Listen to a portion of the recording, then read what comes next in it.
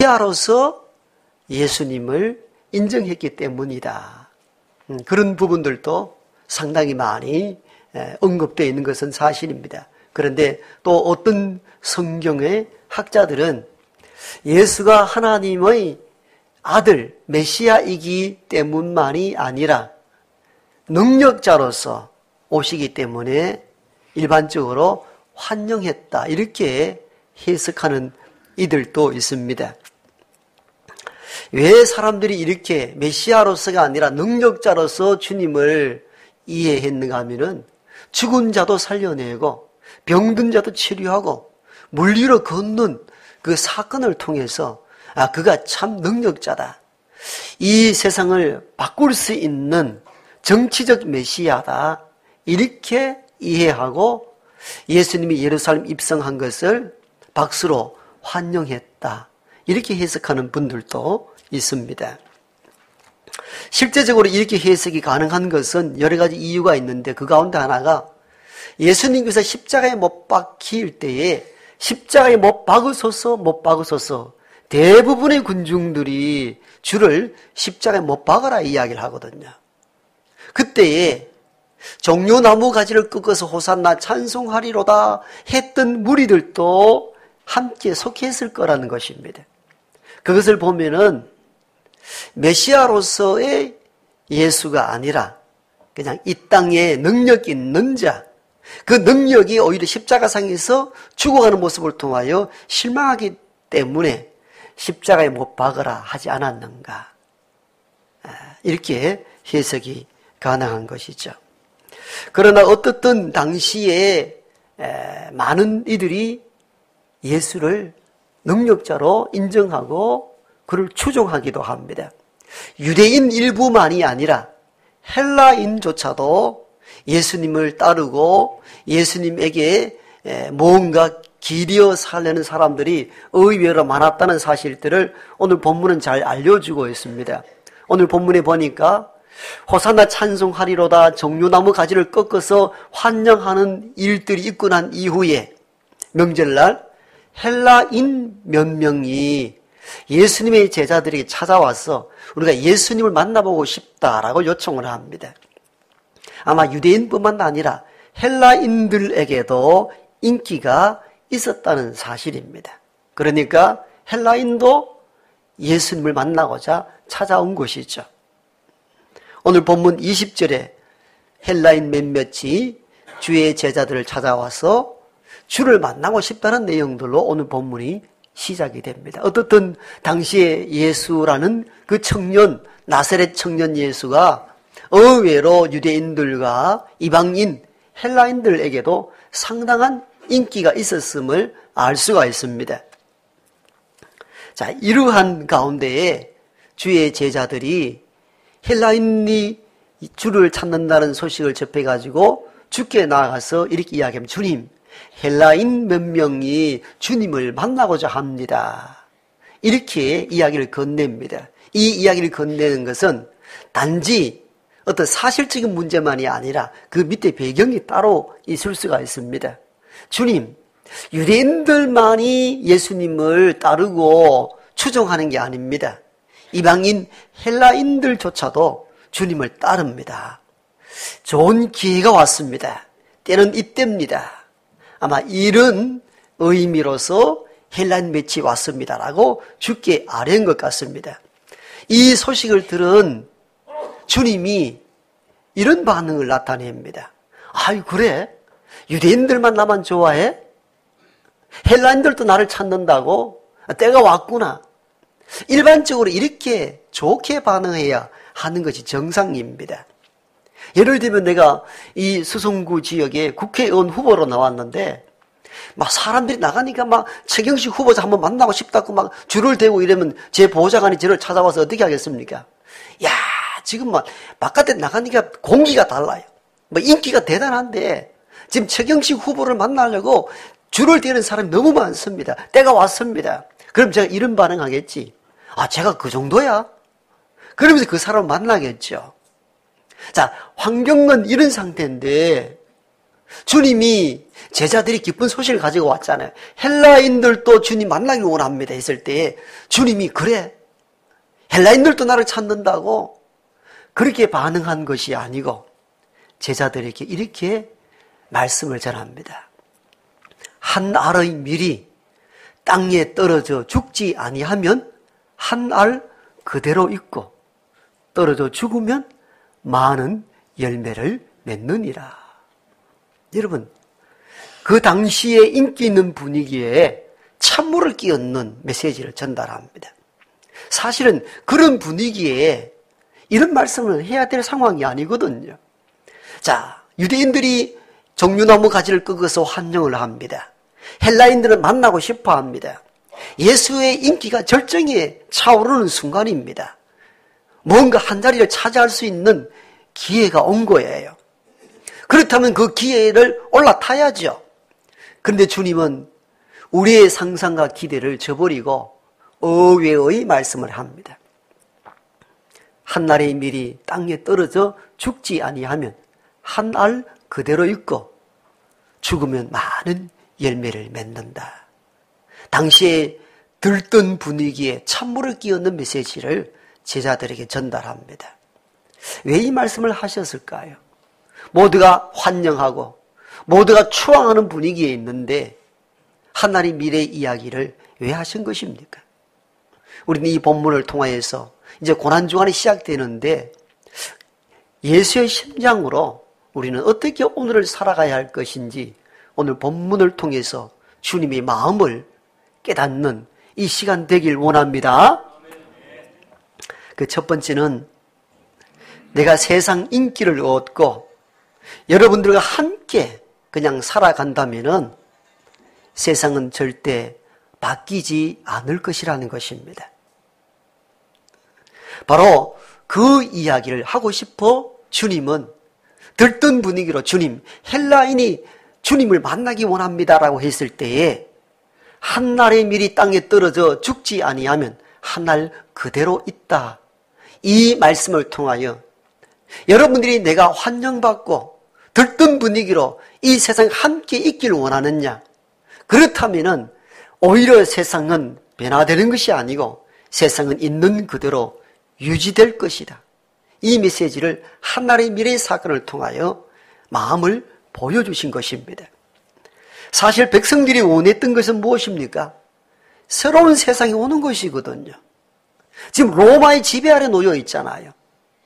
뭔가 벗어나고 싶은, 뭔가 변화가 필요한 시점에 능력자, 죽은 자를 살려내고 병든 자를 치료하는 주님의 능력이라면 세상 한번 바꿀 수 있다고 판단한 거예요. 그래서 함께 있자는 겁니다. 좋은 기회가 왔다는 겁니다. 사람들이 종려나무 가지를 꺾어서 환영을 하고 헬라인조차도 주님을 만날 정도로 인기가 있으니 그 인기를 타고 세상 한번 바꿔보자고 제자들이 종용한 것입니다. 그런데 주님은 하나님의 미래 이야기를 통해서 내가 죽지 않고 환영받으며 이 땅에 함께 있으면은 결코 새로운 시대가 열리지 않는다는 것입니다. 세상은 누군가 희생, 죽음이 없이는 절대 바뀌지 않는다는 것입니다. 그런데 사람들은 착각합니다. 죽지 않고 희생 없이 잘 되기를 기다린다는 것입니다. 죽음이나 자기 희생 없이 새로운 세계는 열리지 않습니다. 그래서 주님은 한 알의 밀이 땅에 떨어져 죽지 아니하면 한 알 그대로다는 겁니다. 어떤 변화도 일어나지 않는다는 겁니다. 즉 자기 죽음, 자기 희생 없이는 가정이나 교회나 국가나 공동체가 결코 새로워질 수 없다는 겁니다. 그대로 유지될 뿐이라는 것입니다. 어떻게 해야 된다는 겁니까? 여러분 가정이 변화되길 원합니까? 교회가 새로워지고 민족 공동체가 회복되길 원하십니까? 그렇다면 땅에 떨어져 죽어야 합니다. 주님은 들뜬 분위기로 헬라인이 주님을 찾습니다 했을 때에 하나님의 미래의 사건을 통하여 자기가 추구하는 세상을 정확하게 전달했습니다. 하나님의 미래 땅에 떨어져 죽지 않고 그대로 있으면 아무 열매도 맺지 못한다. 그러나 그 열매, 그 하나의 밀이 땅에 떨어져 죽을 때에 많은 열매를 맺는다고 말씀하심으로 말미암아 내가 희생하고 내가 십자가에 죽어야 이 세상이 새롭게 열린다 말씀합니다. 그런데 사람들은 죽으면 다 끝이 난다. 죽으면 모든 것이 숲으로 돌아간다 생각을 하죠. 그 대표적인 인물이 예수님의 제자 베드로입니다. 베드로는 주님이 내가 십자가를 지고 죽어야 된다 할 때에 가장 앞서서 반대했던 제자입니다. 베드로가 왜 주님의 십자가 죽음을 반대했을까요? 베드로의 생각은 이랬던 것이죠. 주님이 능력 있는 분으로서 살아있어야 이 세상을 바꾸는데 십자가상에 죽어버리면 어떻게 하느냐는 거예요. 왜 그 능력을 살아있을 때 사용하지 않느냐는 것입니다. 그래서 베드로가 반대한 거예요. 죽음을 끝까지 반대했던 가장 큰 이유가 거기에 있었던 것입니다. 주님이 제사장들에 의해서 붙잡혀가는 그날 저녁에 베드로가 칼을 빼어 주님을 잡아가는 제사장의 종 말고의 귀를 내리칩니다. 왜 칩니까? 칼을 빼던 이유가 무엇입니까? 주님을 죽음의 길로 가지 않도록 막기 위해서입니다. 인간적으로는 굉장히 큰 오일이죠. 갈 수 없다는 겁니다. 주님이 살아있어야 세상을 바꿀 수 있다고 본 것이죠. 이것이 베드로와 예수님의 갈등이었습니다. 베드로는 어떤 생각을 가졌습니까? 능력 있는 주님이 살아계셔서 세상을 바꿔야 된다는 생각을 가지고 계셨고, 예수님은 어떻게? 내가 살아있어 능력을 행하는 것보다 내가 십자가의 죽음으로 세상을 구원할 수 있다는 생각을 가졌습니다. 이게 베드로와 예수님의 갈등이었습니다. 우리는 일반적으로 베드로를 그냥 예수를 배반하고 떠난 배반자로만 이해하죠. 사실 성경 깊이 들여다 읽어보면 이 갈등 구조가 첨예하게 대립합니다. 베드로는 능력 있는 주님이 살아계셔야 이 로마의 지배 아래에 있는 이 나라를 구할 수 있다고 판단한 것입니다. 이게 대부분 제자들이 가졌던 생각들입니다. 그런데 주님은 그 능력 행하는 것을 오히려 절제하시고 자꾸 죽어야 된다고 이야기합니다. 이게 주님과 제자들을 분리시켰던 결정적인 이유였습니다.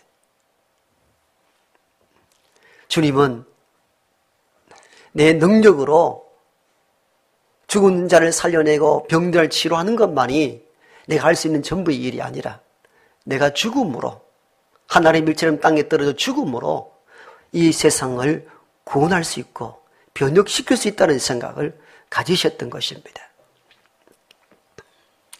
그게 그 논리가 한 알의 밀 이야기를 통하여 자신의 정체성을 드러낸 것입니다.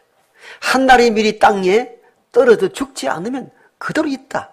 그러나 죽어야 많은 열매를 맺는다는 이 메시지를 통하여서 살아있어 하는 일보다 희생하고 죽음으로 세상을 변혁시키는 것이 본래적인 의무라는 것입니다. 이게 주의 사역이라는 것이죠. 실제로 주님은 아주 비참하고 무기력한 방법으로 십자가상에서 죽게 됩니다. 얼마나 고통이 심합니까? 엘리 엘리 라마 사박다니 하면서 하나님 하나님 어찌하여 나를 버리십니까? 할 정도로 너무 초라하게 너무 비통하게 십자가상에서 죽어갔습니다. 그래서 제자들은 실망을 했습니다. 끝났다고. 살아있어 능력을 행하셨다면 세상을 바꿀 수 있었을 터인데 저렇게 초라하게 십자가상에서 죽을 줄을 상상지 못했던 것입니다. 그래서 제자들 다 떠납니다. 그런데 초라하게 죽은 십자가 아래에서 변화가 일어나기 시작했습니다. 예수를 십자가에 못 박고 집행하는 일에 앞섰던 로마의 백부장이 초라하게 죽어가는 청년 예수의 모습을 보고는 알 수 없는 큰 감동이 그 속에서 울려나오기 시작합니다. 그래서 죽어가는 그 예수를 향하여 보고는 제가 참으로 하나님의 아들이로소이다 고백하기 시작합니다. 놀라운 반전이 일어났죠. 이제는 능력을 행하고 힘있게 일을 했을 때는 십자가에 못 박으라고 외쳤던 군중들이었지만도 초라하게 죽어가는 십자가상 아래에서 사람들의 마음이 움직이기 시작하고 십자가상에 죽어왔던 그 예수를 이후에 사람들이 믿는 자들이 하루에 3,000명, 5,000명 사도행전을 보니까 늘어나기 시작했잖아요. 여러분, 한 알의 밀이 땅에 떨어져 죽지 아니하면 한 알 그대로입니다. 주님의 말씀입니다. 상식적인 메시지입니다. 그러나 땅에 떨어져 죽으면 많은 열매를 맺습니다. 주님이 이 땅에서 해야 될 일들을 하나님의 미래의 사건을 통하여 말씀하셨고 그렇게 사셨고 오늘 우리에게는 이 말씀을 하고 계십니다.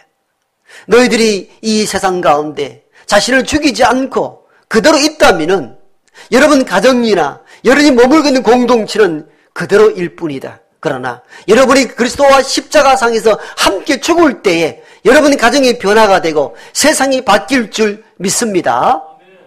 이게 하나님의 미래의 사건을 통해 주신 하나님의 메시지입니다. 1866년도에 상업적인 배가 대동강변으로 들어왔습니다. 국제무역 교류하고자 찾아온 것이죠. 그런데 그때는 흥선대원군의 세국 정책을 쓸 때입니다. 외국과의 교류를 일체 금지했던 시기입니다. 조선의 수군들이 창과 방패와 불화살을 들고 대동강변으로 들어오는 제네럴 서문호를 막기 시작합니다. 수군들이 해야 될 일들이죠. 그런데 이 제네럴 서문호의 선장이 우리의 이 서해 지역 설물과 밀물의 차이를 알지 못했든지 대동강변으로 들어오다가 그만 설물에 배가 움직이지 못하게 되었습니다. 들어가지도 나오지도 못할 때에 조선의 수군 병사들이 칼과 창을 들고 배를 향하여 불화살을 땡기고 이 배에 불을 붙이자 결국은 그 탔던 상선의 이 선원들이 함께 배 밑으로 떨어지기도 하고 또 죽기도 합니다. 그 가운데 27살 된 청년이 배에서 뛰어내리면서 이상한 종이를 뿌리고 책을 사람들에게 전달하기도 합니다. 당시에 조선의 수군 병사였던 박충근이 창을 들고 서 있는데 27살 되는 젊은 청년이 자기 앞에 기어와서는 어떤 책을 전달합니다. 그걸 받고는 창으로 찔러 그 청년을 죽여버립니다. 그 책을 집에 가지고 와서 보니까 지금 같으면 성경 쪽복음이었습니다.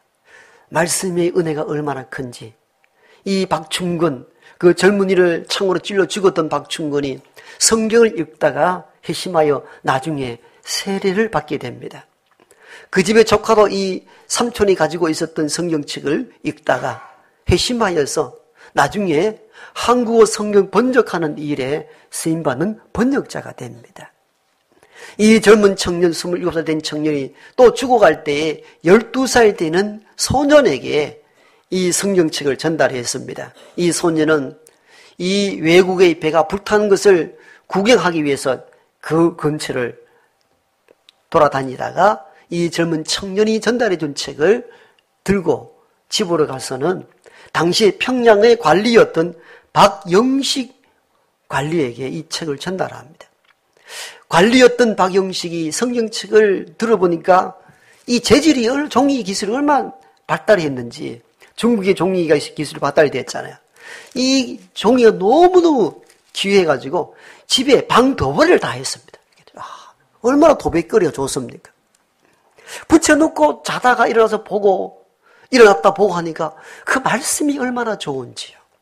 이 사람도 벽지로 사용했던 성경을 읽다가 회심하여 세례받고 거기에서 첫 교회를 시작하는데 이게 우리가 잘 알고 있는 평양 널다리 교회의 출발점이 되었습니다.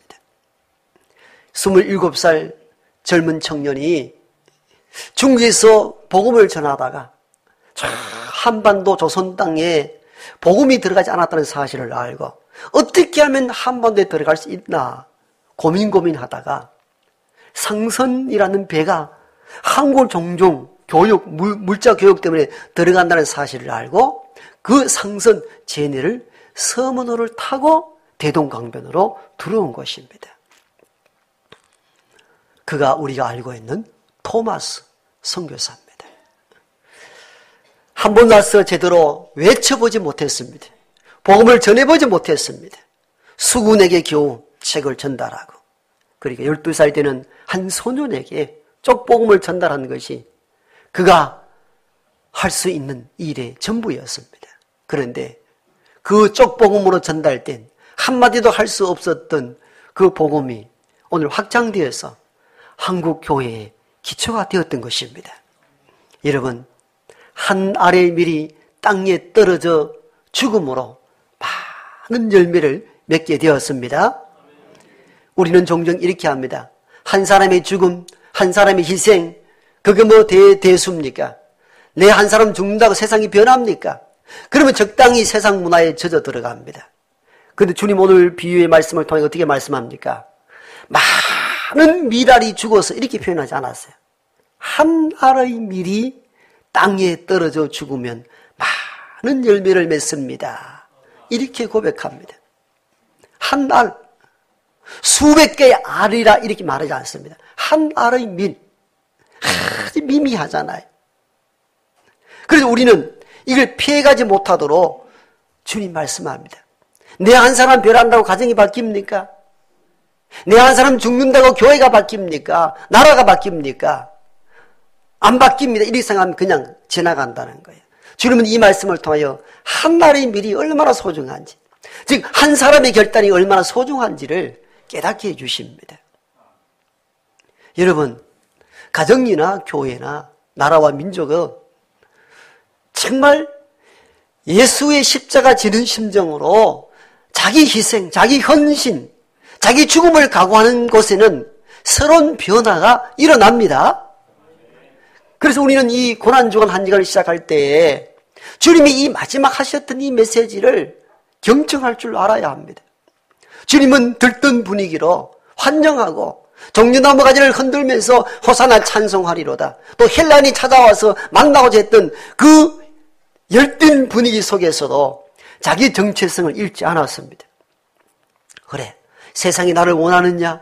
내가 그렇게 인기 있더냐? 라고 말하지 않고 오히려 그들에게 이르기를, 한 알의 밀이 땅에 떨어져 죽지 아니하면 한 알 그대로 있고 떨어져 죽으면 많은 열매를 맺는다 하심으로 오늘 우리가 어떻게 살아야 될지에 대한 메시지를 주님 직접 말씀하셨고 말씀대로 십자가상에서 살았습니다. 여러분, 오늘 고난주간을 이제 맞이하면서 우리는 어떻게 살까를 고민하셔야 됩니다. 한 알의 밀처럼 땅에 떨어져 희생하고 죽어야 여러분 가정이 변화가 옵니다. 여러분 교회가 회복됩니다. 여러분 나라가 또 온전해집니다. 나 하나가 뭘 할 수 있을까 말하지 마십시오. 주님은 한 알이라고 말씀하셨습니다. 저와 여러분의 한 사람이 어떻게 결단하는가 따라 가정과 교회와 나라와 민족이 변화될 줄 믿습니다.